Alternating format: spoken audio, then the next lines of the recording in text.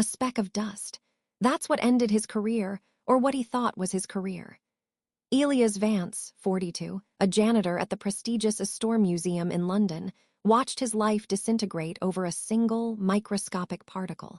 He wore a drab gray uniform that served as a cloak of invisibility, a costume he'd adopted after fleeing the academic spotlight years ago.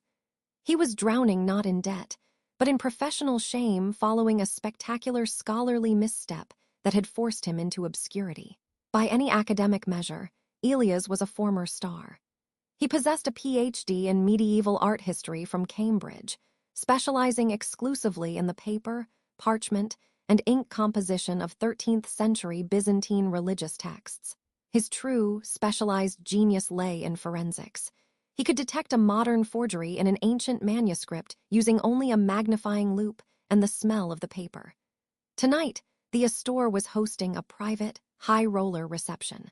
The air, usually cool and still, was thick with the scent of French champagne and desperation. Elias was waxing the floor of the Byzantine wing when the guest of honor arrived. Marcus Kane, a self-made tech billionaire who, at 29, was attempting to transform himself into a patron of the arts via sheer purchasing power. Kane was slick, tailored, and moved with the easy confidence of someone whose net worth insulated him from consequence. He was flanked by his associate, Simon, and the museum's frantic director, Mr. Davies. "Elias, over here, immediately," Davies hissed, pointing a trembling finger. Elias pushed his mop bucket toward the group.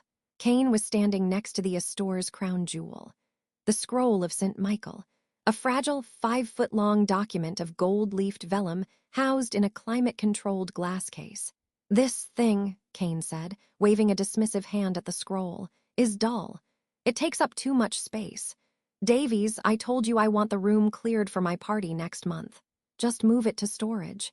"Mr. Kane, with all respect, this is the most valuable text in the collection," Davies pleaded, his voice a terrified squeak. "It cannot be stored casually." "Then sell it," Kane snapped. "Sell it and use the money to buy something modern that doesn't look like it's peeling." Elias, who had spent a decade studying texts like this, felt the familiar bitter heat of contempt rise in his chest. But he was a janitor. He was a ghost. "Vance, look what you've done!" Davies shrieked. Elias, pushing the mop cart too close, had disturbed the air near the priceless scrolls case. A visible, albeit tiny, cloud of dust motes swirled near the glass. Kane stepped back, dramatically wiping his suit jacket. His face twisted into a sneer of pure disgust. "Do you see this, Simon? This is what happens when you let the help near irreplaceable history," Kane said, switching to fast, fluent Mandarin Chinese, a language he had studied at Wharton and assumed was exclusive to his financial circle. He didn't even glance at Elias, speaking over him as if he were a piece of cleaning equipment. "This museum is a joke, filled with incompetent staff and dusty relics," Kane continued in Chinese. "Look at him. He's probably illiterate, an empty-headed oaf who couldn't tell the difference between vellum and toilet paper. People like him are a waste of space. They only exist to make messes." Davies, hearing the foreign language, just smiled nervously, desperate to salvage the situation. Simon chuckled obligingly. Elias froze. His humiliation was absolute, profound, and deeply familiar. He was being called an illiterate fool in a language he understood perfectly. What Kane didn't know was that Elias Vance's shame wasn't about being bad at his job. It was about being too good. Elias' downfall hadn't been a lack of skill, but the controversial, genius-level paper he had written on the chemical analysis of Tang Dynasty inks, which had caused a diplomatic incident. He spoke 7 languages, including fluent Mandarin. Elias set the mop handle down, the soft clack echoing in the sudden silence. He slowly, deliberately pulled his cleaning gloves off. He looked up, his eyes meeting Kane's cold, dark gaze. Then, Elias Vance did not speak to Davies. He spoke directly to the billionaire in perfect, unaccented, academic-grade Mandarin Chinese. The words that came out of his mouth didn't just stop Marcus Kane's heart. "Mr. Kane," Elias said, his voice calm, clear, and carrying the precise authority of a professor addressing a disruptive student. "Your assessment of my literacy is incorrect, and I assure you, I know the difference between vellum and utter garbage." Marcus Kane's jaw slackened. The arrogance that had been his defining trait, the shield and sword of the self-made billionaire, was instantly replaced by a look of sheer, cold panic. He was utterly speechless. Elias continued, still speaking in flawless Mandarin, maintaining the academic authority he hadn't used in years. "Furthermore, Mr. Kane," Elias stated, adjusting the cuff of his gray uniform sleeve, "my cleaning status does not limit my professional knowledge. I can read ancient Greek on the scroll beside you. I can read the Coptic of the recently acquired fragments, and I can, most certainly, read the insecurity masked by your dismissive contempt." Kane finally turned his entire body to face Elias. His face was pale, his eyes wide with profound, disbelieving shock. He looked at the janitor as if he had conjured himself out of the mop bucket. Museum Director Davies, who only spoke English and desperate museum speak, whirled around, frantic. "Vance, what in God's name are you doing? What did you say to Mr. Kane? Get back to your station." Elias looked at his manager, then back to Kane. He switched back to English, his voice calm and clear. "Mr. Davies, this gentleman chose to insult my intelligence and professional standing. He did so in Mandarin Chinese, assuming that I was too illiterate to understand him." Davies looked frantically between the silent, stunned billionaire and the suddenly articulate janitor. "Mr. Kane, I assure you, he is mistaken. He's gone mad." "He is not mistaken," Kane stated, his voice flat and strained. The shock was slowly giving way to a terrible, dawning calculation, much like a predator recognizing a new, unexpected threat. He understood every word. You speak that?" Davies stammered, horrified. "I hold a Ph.D. in medieval art history and I speak 7 languages, Mr. Davies," Elias said simply. "You're fired," Davies finally shrieked, pointing a shaking finger at the exit. "Insubordination, eavesdropping, get out, clear out your locker and get out of the store." Elias didn't flinch. He slowly untied the drab gray uniform apron, the symbol of his self-imposed penance, and folded it neatly onto his mop cart. He glanced at Marcus Kane. The billionaire was just watching him, his expression completely unreadable, neither defending nor stopping the manager. A quiet, bitter resignation settled over Elias. He hadn't expected the billionaire to be his savior. He was the help, and he had embarrassed the money. "Fine," Elias said to Davies. "I will send a forwarding address for my last paycheck." He then looked directly at Marcus Kane, the scroll of St. Michael gleaming faintly between them. "Have a pleasant evening, Mr. Kane," he said in perfect English. Then he leaned in slightly and whispered the final line, back in Mandarin, so only Kane and his associate could hear. "And good luck with the acquisition. I hope your due diligence is better than your cultural awareness." Elias turned and walked out of the museum, closing the heavy oak doors gently behind him. Elias walked the cold, lonely streets of London, the professional adrenaline draining away, replaced by the sickening reality of unemployment. He had no savings to speak of.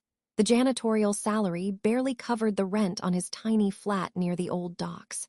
His moment of righteous defense, which had felt so necessary inside the museum, now felt reckless. He was back where he had started years ago, brilliant, credentialed, and unemployable. He spent the next day staring at his laptop, applying for jobs he didn't want: security guard, library clerk, bookstore cashier. His Ph.D. was too expensive, his reputation too complicated. The academic world was closed to him. Around 4:00 p.m., his phone, which had been silent all day, buzzed with an unknown number. He ignored it. It buzzed again, a voicemail. He pressed the phone to his ear. "A message for Dr. Elias Vance," said a crisp, professional voice. "My name is Miss Lena Joe, executive assistant to Mr. Marcus Kane. Mr. Kane requests a meeting with you this evening at his offices in Canary Wharf. A car is being sent to your address and will arrive in 15 minutes. Please be ready." Elias' heart hammered. A meeting? Was he being blacklisted? Sued. 15 minutes later, a sleek, dark blue electric Jaguar glided to a stop outside his rundown building. The driver opened the door. Elias slid into the plush leather, feeling exactly like a prisoner being escorted to sentencing. The car drove him into the neon-lit heart of London's financial district, pulling into a private garage beneath the towering glass needle of the skylight tower. The driver led him to a private elevator that ascended non-stop to the penthouse. The doors opened directly into an office so vast, its floor-to-ceiling glass walls gave a staggering panoramic view of the city. At a massive, minimalist steel desk, staring out at the view, stood Marcus Kane. He was in his shirt sleeves, his expensive jacket gone. "Miss Joe, hold all calls," Kane said, not turning. The door closed, leaving Elias alone with the man who had fired him. Kane finally turned. His expression was no longer contemptuous. It was intense, focused, and unsettlingly calculating. "You have a Ph.D. in art history," he stated, not a question. "I did," Elias confirmed, his voice small but steady. "From Cambridge, you specialize in Byzantine manuscripts," Kane continued, clearly having done his homework. "Yes." Kane walked slowly toward him. "The problem, Dr. Vance, is not your literacy. The problem is that I am currently purchasing the entire collection of the defunct House of Al-Marid in Istanbul. It includes over 200 medieval texts. My team has been working on the acquisition for 6 months. Kane stopped a few feet from Elias. "Last night, I insulted you. What I said was unforgivable. I apologize." The apology felt foreign, delivered with the practiced efficiency of a business transaction. "Thank you, Mr. Kane," Elias said quietly. "But I didn't bring you here to apologize," Kane said, his tone shifting back to business. "I brought you here because I have a problem." He gestured to his desk, where high-resolution scans of several ornate, ancient-looking scrolls were spread out. "My lead appraiser, a man I pay an exorbitant retainer, just sent me a panicked email," Kane said, his eyes locking onto Elias. "He has identified 2 of the most valuable items, the cornerstone of the collection, as possible modern forgeries. If they are fakes, this entire multi-million-pound acquisition is worthless, and my reputation is ruined. The deadline for the final purchase is 48 hours. Kane picked up a single, high-resolution photo of a cracked, gold-leafed manuscript. "I need someone who can read the parchment, the ink, the chemical composition, and the stylistic grammar of a 13th-century Byzantine text." He paused, a new, raw intensity in his voice. "I don't need a janitor, Dr. Vance. I need a forensic linguist for art. I need the ghost who just haunted my meeting." He slid a document across the desk. It was a single-page consultancy contract. "You can have your old job back, cleaning the floors for £12 an hour," Kane said. "Or," he gestured to the contract, "you can sign this. A £500,000 retainer, non-refundable, to be my lead forensic advisor on this deal. If you prove the texts are authentic, you get an additional £500,000 completion bonus." Elias stared at the retainer amount. It was enough to restart his life several times over. The debt of his academic past, the shame of his public failure, all erased by a single colossal sum. You got me fired, and now you're offering me £1,000,000, Elias stammered.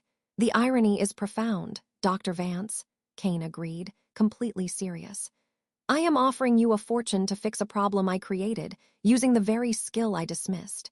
The universe, it seems, enjoys a good joke." Elias looked from the contract to Kane's face. He wasn't joking. He was desperate and smart enough to know exactly what kind of rare weapon he had stumbled upon. "What are the terms?"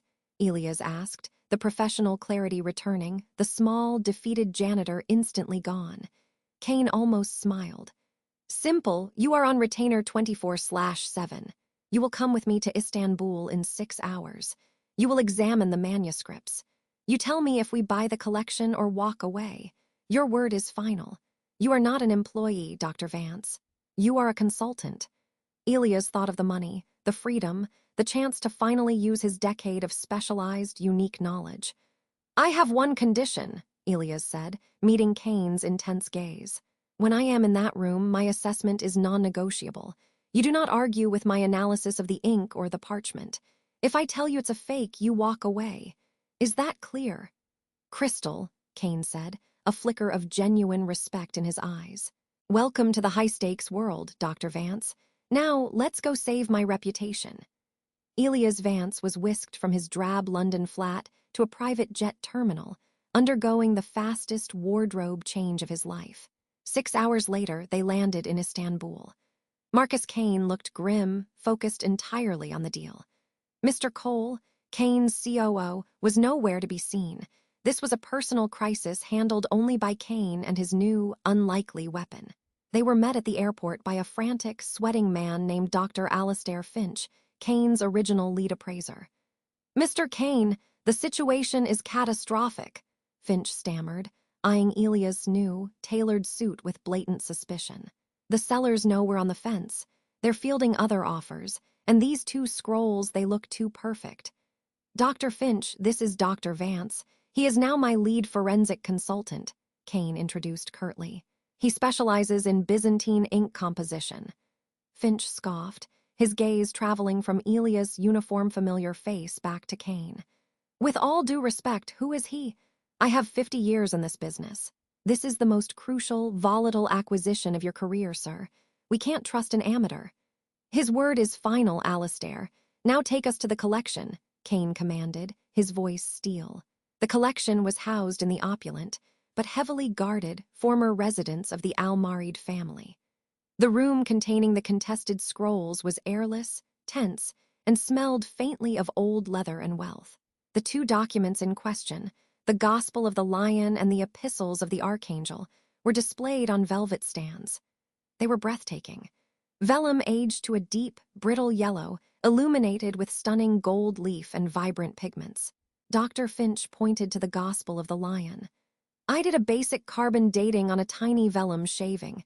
It came back plausible for the 13th century. But look at the pigment. The intensity of the lapis lazuli on the Archangel's robes, it's too bright. The color shouldn't hold this well." Kane looked at Elias. "Well, Dr. Vance?" Elias didn't speak. He pulled out a specialized loupe and a micro-LED penlight. He ignored the broad strokes of the illumination, focusing instead on the minutiae, the edges of the text, the thickness of the vellum, and the way the ink sat on the parchment. He ran his finger along the edge of the Gospel of the Lion. "The vellum is genuine," Elias muttered. "Calfskin, period-correct thickness. The gold leaf is also applied using historical techniques. Finch is right. It's a brilliant forgery, if it is one." He moved to the Epistles of the Archangel. He focused his penlight on a seemingly insignificant line of black text at the bottom corner. He put the loupe to his eye and inhaled faintly, allowing the faint scent of the parchment to reach him. "The pigments are too bright because they've been overpainted," Elias said, still examining the micro cracks in the vellum. "But that's a later restoration, probably 18th century, not a modern fake." He paused, pressing the loupe deeper into the Archangel's scroll, right where a tiny piece of the black ink had chipped away.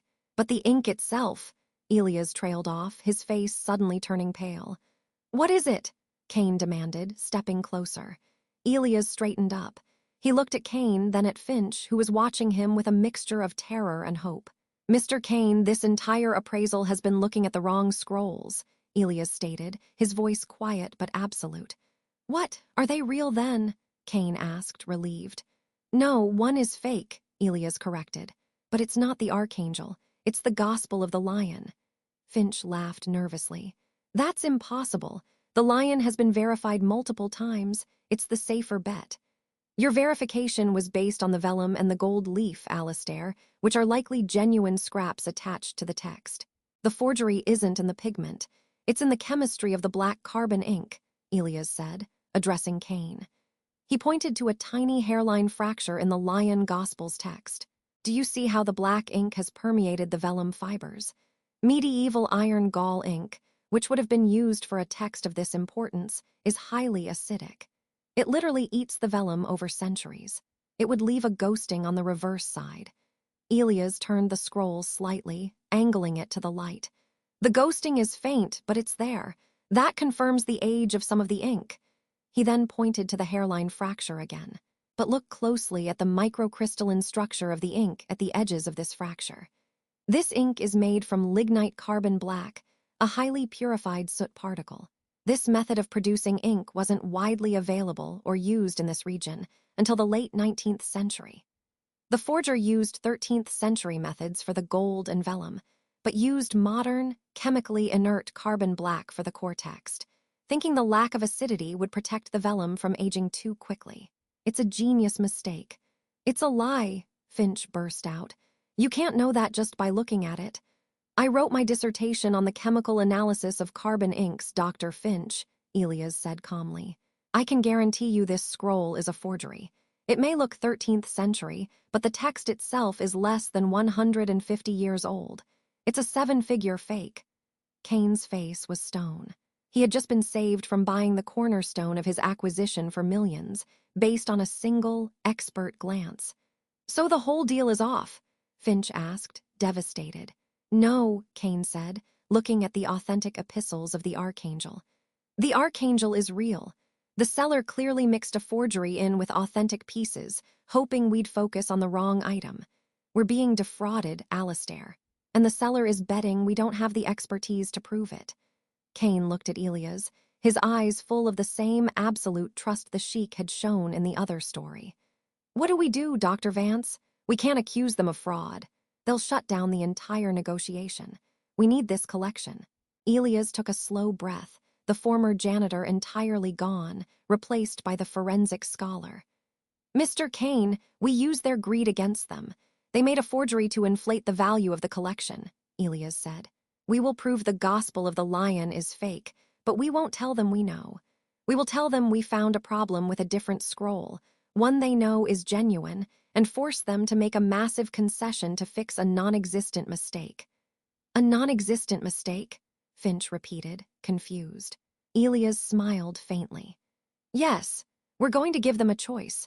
Either reduce the price by 30% to compensate for the flawed Archangel, or we expose their beautiful forgery in the Gospel of the Lion.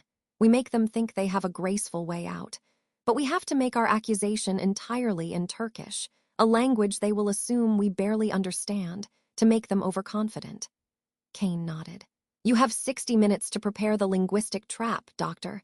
This is your room. Elias and Kane returned to the negotiation room, which was occupied by the Almarid family's representative, Mr. Osman. Osman was confident, almost smug, believing Kane's team was simply delaying the inevitable purchase. Mr. Kane, Osman said, his English polished. The 48 hours are nearly elapsed. Do you buy the collection, or do we sell it to the Russian bidders? Kane sat down, looking deliberately annoyed. He didn't look at Osman, he looked at Elias. Mr. Osman, Elias began, switching abruptly to fluent, academic Turkish, a language he knew Osman spoke but would assume no wealthy English client's janitor-turned-consultant could master. He spoke with the precise, dry tone of a scholar presenting a damning lecture. We have found a significant problem with the epistles of the Archangel, Elias stated. Our spectroscopic analysis confirms a late 18th century overpainting.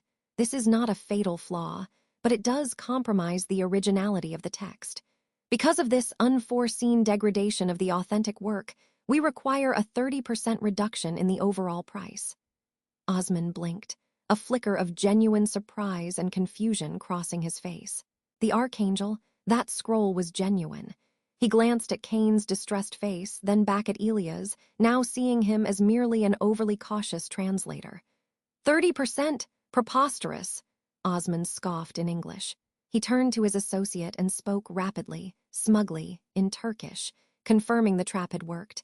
The fool is worried about a little varnish. They're so rich they don't know the difference between a patch-up job and a real flaw. This is excellent. We've fooled them, they are distracted by the small error. Tell them the price is firm. Elias, hearing Osman's private, overconfident dismissal in Turkish, kept his expression neutral. He waited for Osman to finish. Kane, following Elias' instructions to the letter, looked up and asked, What did he say, Dr. Vance? Mr. Osman confirms the price is firm, Julian, Elias translated coolly. He then paused, letting the silence hang. He turned back to Osman, his smile polite, but his eyes cold. He then dropped the Turkish dialect and switched to rapid, sharp Greek, the language of the scroll's original creation. Mr. Osman, Elias said in Greek, his voice cutting through the tension. You may think we are fools worried about varnish, but let us discuss the gospel of the lion. You are very fortunate that Dr. Vance's expertise lies not only in vellum, but in the spectroscopic analysis of 19th century lignite carbon ink. Osman froze, his jaw dropping. He understood the Greek. Every word was a dagger. The reference to the specific, modern forgery ink was a direct, irrefutable accusation. His face went instantly from smug confidence to ash. "What is he saying now?" Kane demanded, playing the clueless buyer perfectly. Elias translated back into English, not for Kane, but for Osman's benefit. "Mr. Osman is realizing that we are aware of his little arrangement. He is realizing that we know the Gospel of the Lion is a total, spectacular forgery, created using materials not available in the 13th century. He is realizing he tried to defraud a major international buyer." Osman lunged forward, his carefully crafted professionalism collapsing. "This is defamation. We will sue," he roared in English. "Defamation?" Elias countered, looking straight at him. "Or perhaps you'd prefer I publish my findings on the carbon ink analysis in the Burlington magazine. That would certainly ruin your acquisition, and your family's reputation faster than you can say kickback." Marcus Kane stood up, his height and presence suddenly radiating genuine, focused power. He walked around the table and leaned over the terrified Osman. "Here is the choice, Mr. Osman," Kane said, his voice quiet and deadly serious. "You accept the 30% reduction immediately, and we buy the collection as is, no further questions, saving your family from scandal. Or I send the Lion Gospel to 3 independent labs in Zurich, proving the fraud, and I ensure you spend the next decade in court. Which will it be?" Osman swallowed hard, looking at the silent, unwavering Elias.